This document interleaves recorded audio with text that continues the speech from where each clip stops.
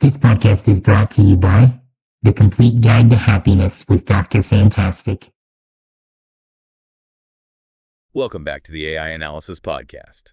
Ready for a deep dive into Hollywood? Absolutely. We just watched this really powerful conversation. It was on Pantheon Podcasts, featured manager David Firestone and actor Aubrey Wakeling. Right, his client. And it wasn't just, here are my latest roles. It felt more like a philosophy session on building an acting career today. Definitely. And our goal here is to pull out the actionable stuff for you. The insights on craft, yes, but also the tough realities of the business side. Straight from them. But we have to start where they started. The tone at the beginning was quite heavy, quite reflective. They talked about some recent significant losses in the acting community. Yeah, they did. Firestone spoke really warmly about Art Evans passing away, called him a true gentleman, deeply committed. He mentioned that famous scene in Die Hard 2 with Bruce Willis, didn't he? He did, and highlighted Evans's quiet strength in it. He wasn't just an Oscar winner. People described him as just a genuinely amazing human being. It's a good reminder, isn't it, that talent alone isn't the whole picture. That integrity, that humanity matters for the long haul. For sure. And they also paid tribute to Val Kilmer. His long battle with throat cancer recently ended. That's such a loss. Firestone remembered meeting him years ago when Kilmer was touring his Mark Twain one-man show. He saw it at the Kirk Douglas Theater, said it was amazing. Wow. It really highlights the passion you need for this, even when things are incredibly tough. Yeah, it really does. Which kind of sets the stage perfectly for talking about Aubrey Wakeling, who's, navigating this path right now. Okay, let's pivot then. Tell us about Aubrey. He's been with Firestone for how long? About 3 years, seems like. And he's been booking, which is key.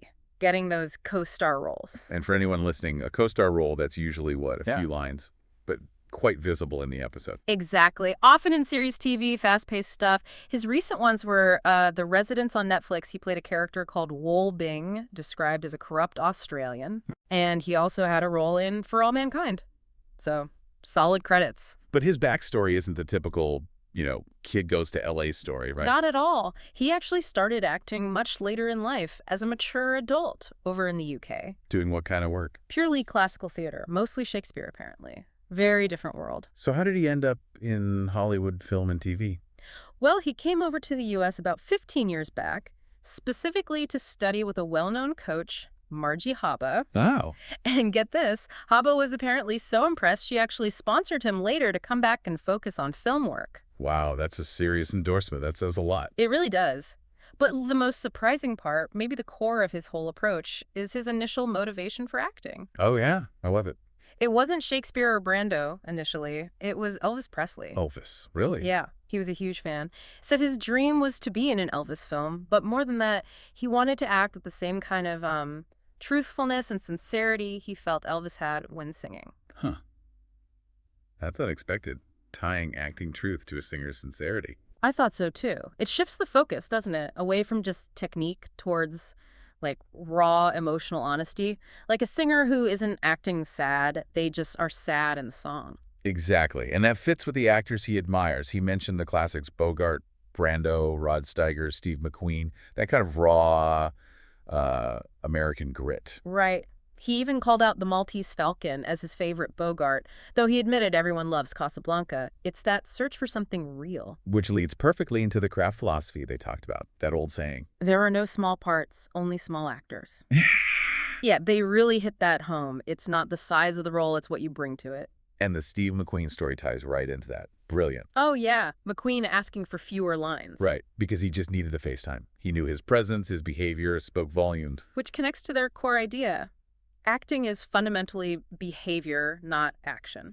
Explain that a bit more. That sounds counterintuitive. Well, they argued that telling an actor to act or take action pushes them towards performing something, towards showing an emotion or a result. Instead of just being. Exactly. Instead of just behaving truthfully under the given circumstances of the scene, it's that Paul Newman less is more idea again.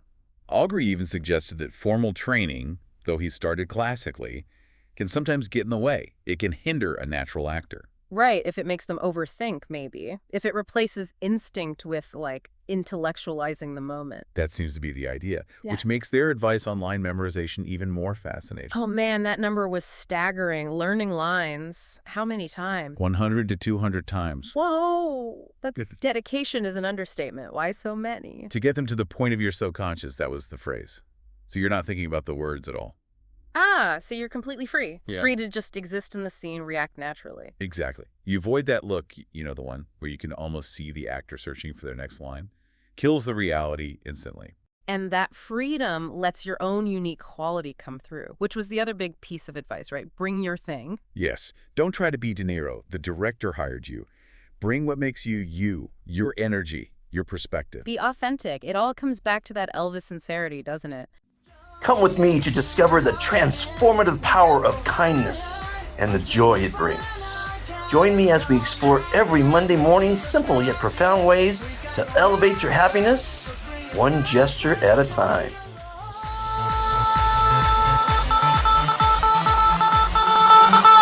Wow, fantastic, baby. Dance. I'm gonna dance, dance, dance, dance. Fantastic, baby. Welcome back. So we've talked about the craft, the deep commitment to truthfulness. But, you know, being a great artist isn't enough these days. You need to navigate the business. Oh, absolutely. And the conversation shifted hard into the realities of the modern industry, starting with the big one, self-tapes. Right, the post-COVID standard. What were the pros and cons they discussed? Well, the manager, Firestone, he sees the upside for casting. They can see actors from anywhere, instantly. Cast a much wider net. Makes sense. And for the actor? For Aubrey? He liked the convenience, the simplicity, not having to drive across town for a 5-minute audition. But the downside is losing that personal connection, right? That in-the-room feel. Exactly. Especially for those quick turnaround co-star roles where maybe the director wants to feel the energy, the chemistry fast. So there's a tension there. Mm-hmm. And speaking of self-tapes, they told that wild story. Oh, yeah. The This Is Us anecdote about the actor who booked a co-star part. On a really tight deadline, like 24 hours. Yeah, a 1 or 2 line scene. And where did they tape it? Yeah. In a courthouse office? Just, like, found a quiet corner. Apparently. Which is kind of amazing. It suggests that sometimes for those super fast roles, just getting a tape in, reasonably lit and audible from somewhere, might beat a perfectly polished studio tape that arrives too late. Logistics over production value in certain cases. Interesting. But beyond the technicals of taping, Firestone really emphasized the need for actors to engage with the marketplace. Meaning Meaning you have to actively promote yourself. He said the industry is just swamped with creative. You have to do everything to stand out. And that includes social media. Oh, big time. He told Aubrey straight up, casting directors are watching Instagram, Facebook. It's not optional anymore. It's part of the job. Wow. Direct advice. Did Aubrey take it? He promised right then and there he'd start an Instagram account the next day. Huh. Okay, so it's not just about the acting anymore. It's this whole other performance space online. Pretty much. And that leads to needing help managing that presence, like publicists. Apparently, after The Residents came out, publicists started contacting Aubrey. Makes sense. But Firestone had a warning about that, didn't he? Yeah, a really valuable insight for listeners, I think. He said, judging the actual benefit or ROI of hiring a publicist is incredibly difficult. Really? Why? Because it's hard to draw a direct line. You pay them, they make calls, maybe get you some press. But did that lead to the next job? Or was it something else? It's murky. So you're paying for access, hope, the appearance of momentum. Kind of feels that way, like it's become this expected cost of doing business, even if the results aren't easily measured. Part of the game, I guess. So navigating all this, Yeah. where does Aubrey actually want his career to go? What are his big aspirations? It was actually quite specific and maybe surprising. He doesn't want to be a huge star. He wants to be a character actor. Okay. His phrase was he wants to be the best actor in the world that no one's ever heard of. I love that. Choosing range and the work itself over fame. Yeah, it avoids the typecasting that often comes with being a star. You keep the freedom to really transform for different roles, Yeah. to dive into those. Those real human stories you mentioned. Exactly, and that connects to his other ambition, producing and co-writing. Well, interesting. Why producing? Because he's concerned Hollywood focuses too much on, in his words, Spider-Man and comic book heroes. We hear that critique a lot. And he misses those deep, realistic character dramas he mentioned on The Waterfront as the kind of film that inspires him. He wants to help bring those kinds of stories back. Focusing on human conflict, real emotion. It all ties back to his own acting philosophy, that Elvis-level sincerity. It really does.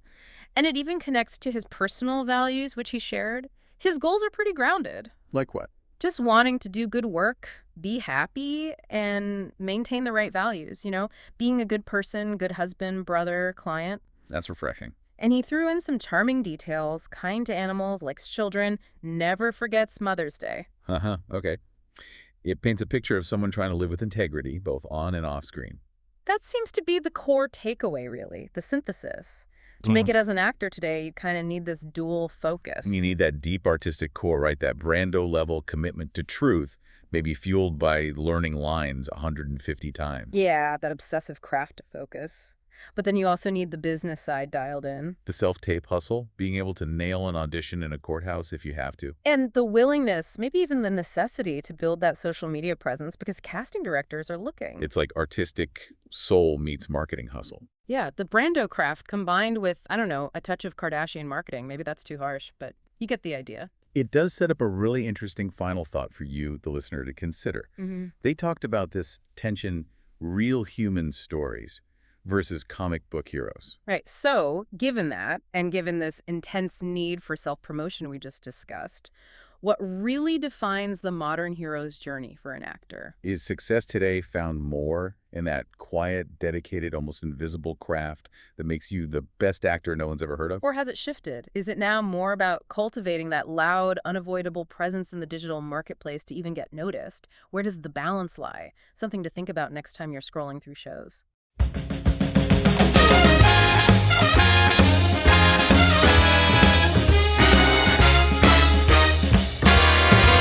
From Hollywood, California, the manager that we all love, David Firestone.